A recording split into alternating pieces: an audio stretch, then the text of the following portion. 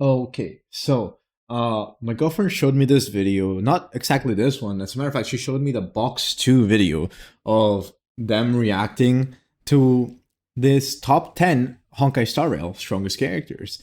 According to WatchMojo, which I am horrified. I watched it, by the way. I'm not gonna say that I didn't.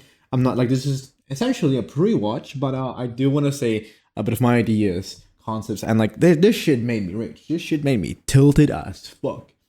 So I low-key do want to kind of express some of the things that that went through my mind, right? Because I feel like I don't know, I'm not like the most knowledgeable person in this game, but this made me rage. Anyways, we're gonna go ahead and like you're gonna hear a lot of complaining, but yeah, that's essentially it. Also, hello, I'm a little sample individual looking here. So yeah, on the top right, hello. Also, I do love the fact that they start with like this Wolf trailer music.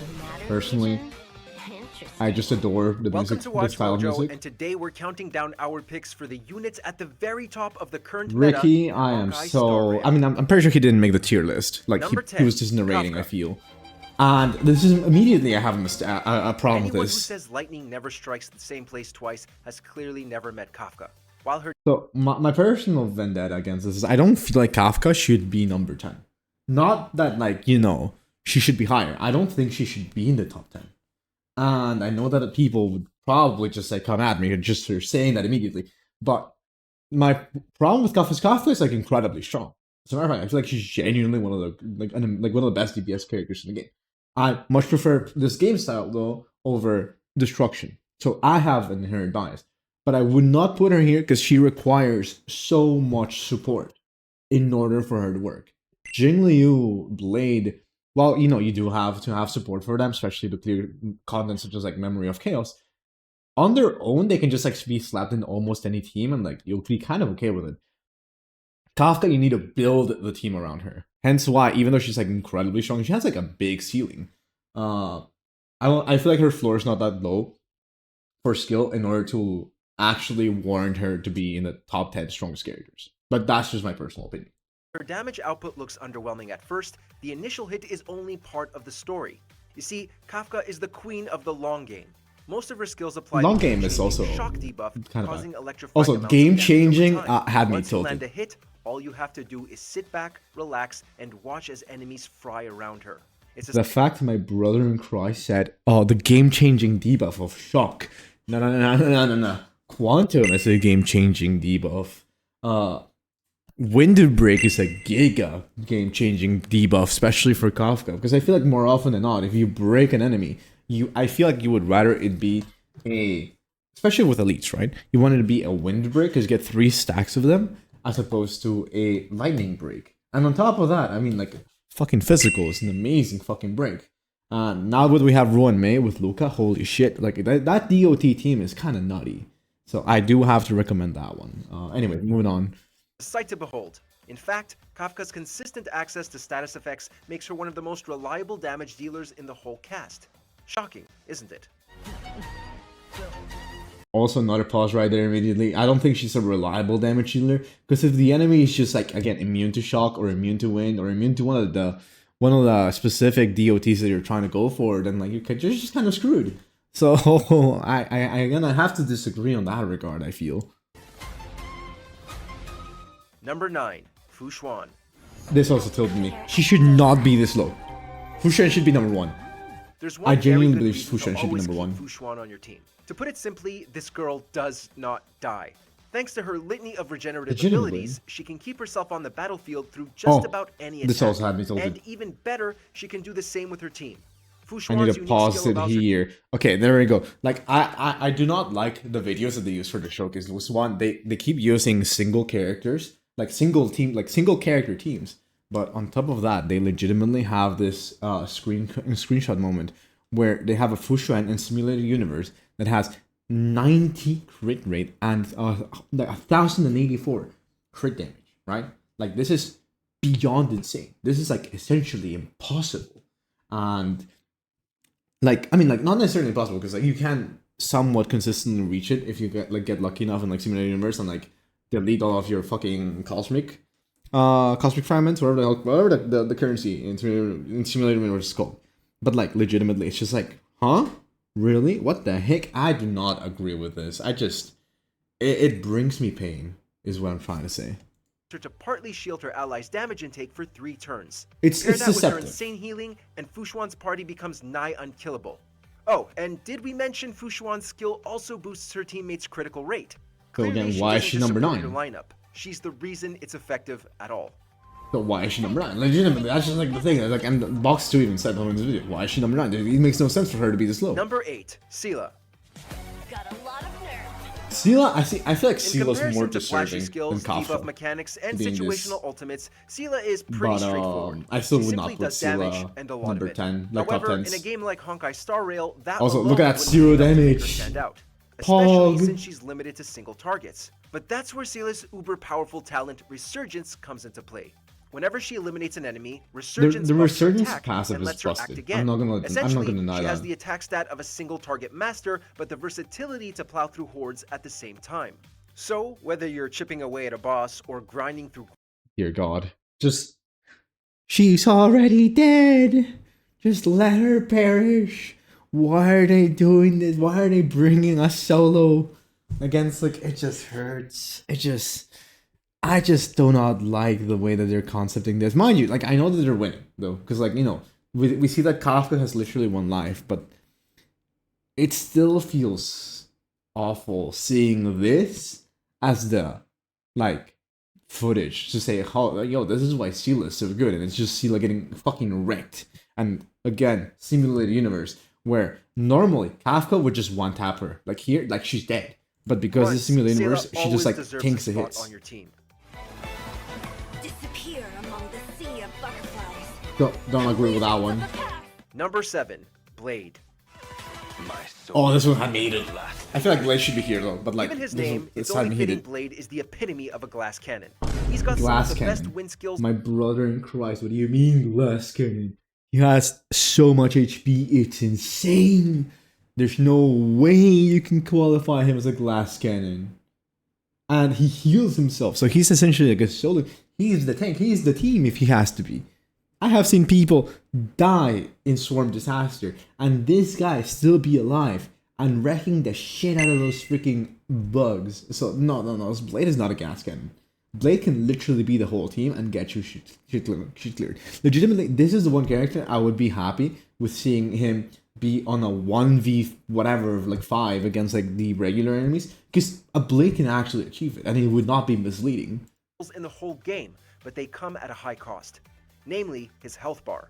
While trading damage for damage sounds risky, I also hate how he it's says damage for circumvented by the damage as fact opposed that to Blade health for doesn't damage. Start fights. He ends them. But as an extra precaution, his ultimate has a built-in failsafe. Also, I hate that they're using the beta ironically UI. titled Death Sentence always restores Blade to half health. Also, whether he's I just above have to or say, below the threshold. that ain't me. Then it This takes is all the little damage subscription he's taken things. in the whole match They're and from the converts it WatchMojo into video. one I just feel explosive obligated to say that finishing they're not blow. mine. That kind of firepower Because I didn't put any effort needs into health them. anyways.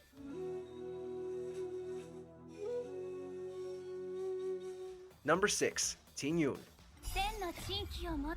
Tingyun is just like a universal harmony character, so I genuinely do agree. However, again, single character buffing You get a herself. buff, and you get a buff.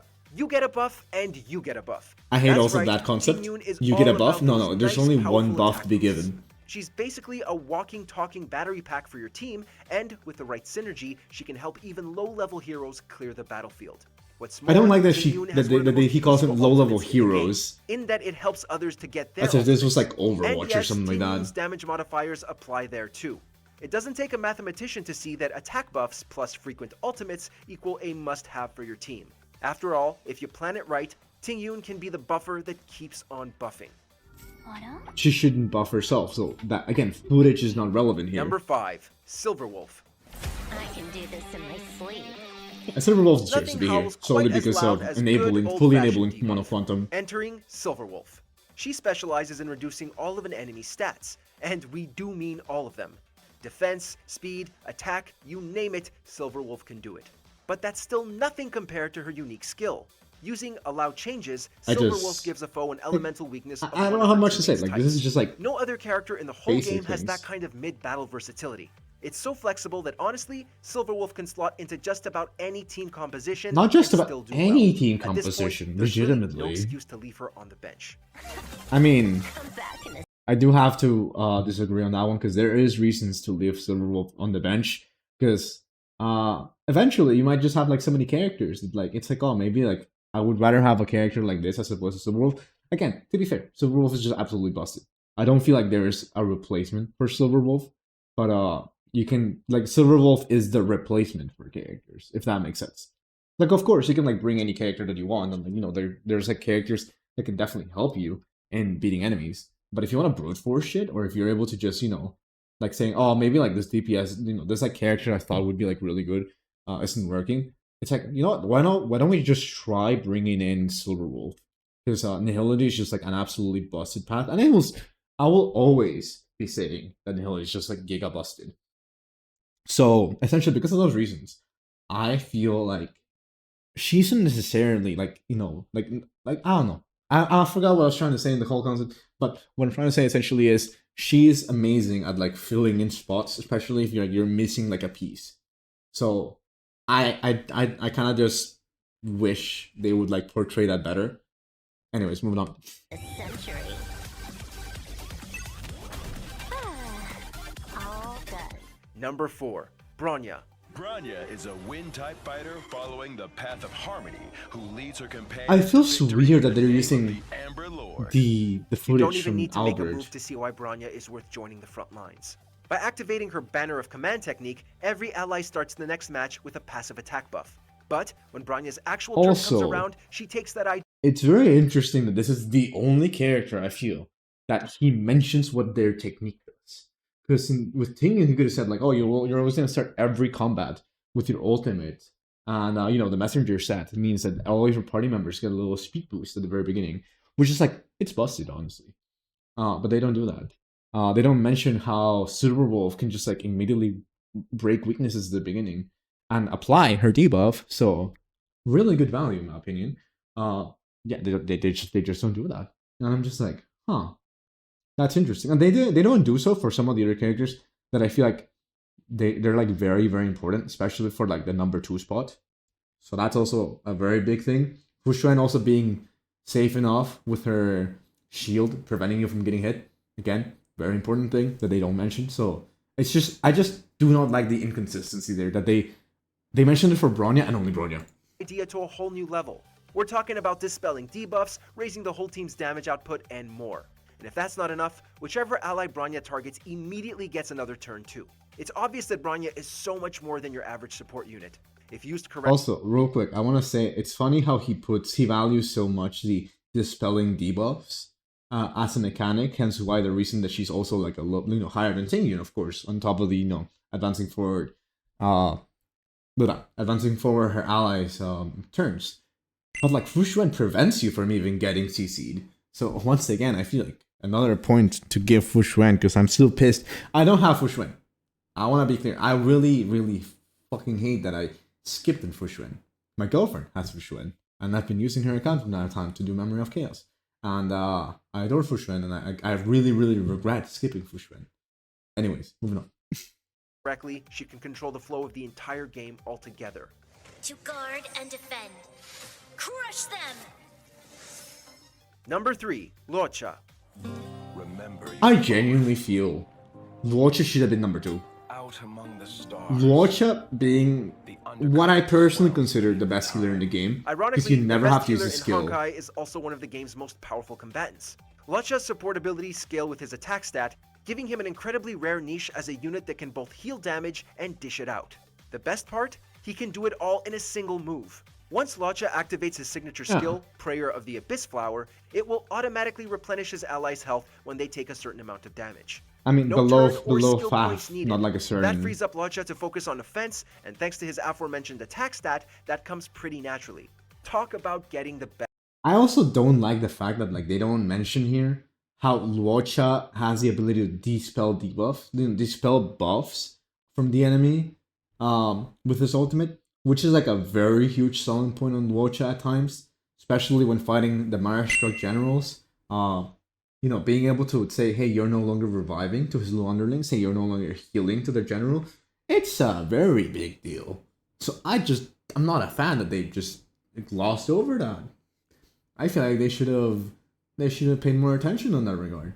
But I'm not the writer, so I'm just gonna keep going with it, and I'm gonna keep saying that Luocha should have been number 2. Fu Xuan should have been number 1. Best of both worlds. To witness your promise. Number 2, Jingliu.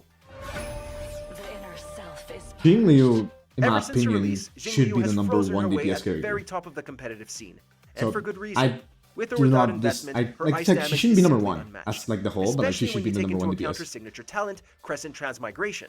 Each basic attack raises her level, and after just 2 strikes, Jingliu no longer needs any skill points to unleash her devastating ice skills. To put that into perspective, her ultimate can dish out over 300% of her gargantuan attack stat onto a single enemy. So word of advice? Get Jingliu while you can. There may never be a character as strong as her in a very, very long time. By the way, I love this, right? Because like, I want to pause at the very beginning of the next segment. Let's say there can... Wait, hold on.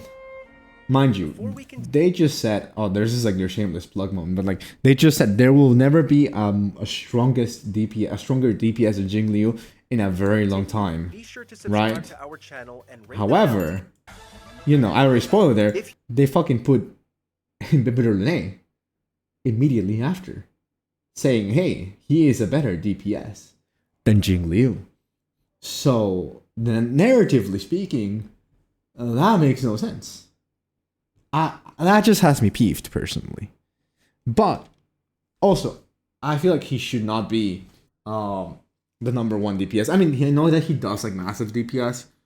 However, I still believe that, like, I don't know. I'm trying to say he shouldn't be the number 1 DPS solely because even though, yes, he is one of the strongest characters in the game, if not the strongest, him having to spend so many skill points is incredibly rough. It is really, really, really rough seeing all of your skill points just disappear, but it's also satisfying watching Imbibitor Lunae delete the hell out of an enemy. So I'm have like mixed feelings there, right? In short, I would put him because of how hard it is to kind of skill point manage, and that is kind of like a double-edged sword, obviously, for him. He's incredibly powerful, but like also has like its own little weaknesses. I would have put him below Blade. Like, I'm gonna make a little order for myself, but like I feel like I would just put like the 3 destruction characters together, being Imbibitor Lunae, Blade, Jingliu. That is how I would see it. And at the end of the video, I'm gonna put like my own little order of the characters for the top 10. And you guys will see I removed 2 characters from this list. Other than that, I kind of agree with most of these. If you're looking for damage, you're in the right place. As its name implies, the Imbibitor Lunae form is Danheng, but better in just about every conceivable way. Arguably, he's better than everyone else too, thanks to his talent. I also do not like how he says it's Danheng. It's like it's essentially like playing Danheng but better. At least that's how it sounded right now. And maybe I just confused myself, but moving on. Righteous Heart, Dan gets a slight damage buff with each Also, he just called him individual hit of Dan? his basic attack. He can also stack skill points to increase the number of hits, ramping up the multiplier even more. Then, just to really sweeten the deal, Imbibitor Lunae comes with unique passives that offset his high energy costs. Suffice it to say, this is Imbibitor Lunae's game, and everyone else is just living in it. I don't agree with those comments personally, but again, that's just my opinion. Everybody has like different Honkai Star Rail opinions. character do you always take into battle? Let us know in the comments below. Well, with that being said and done, again, I'm gonna put at the very end of this video, like essentially the end screen is gonna be like the characters and personally the order in which I would personally put them. And yeah, that's essentially what I have to say. If you liked this rant from me, I would love to know what's your opinion. What would be like your top 10? I want to hear like what would be like, you know, who would you put first? Who would you put last in this top 10? Because I know that everybody has like different opinions, and I know I have like massive biases, right? And for example, even though I know I have like a massive bias, for example, hence why my little PNG is him right now, I would not put him in the top 10, obviously. But yeah, no, I would really love to know who your top 10 characters are. If you want, if you're able to, and I hope that you enjoyed this content again, please be sure to drop a sub. It really helps out the channel, and I promise you won't regret it. So I hope you have a wonderful rest of your days. Bye.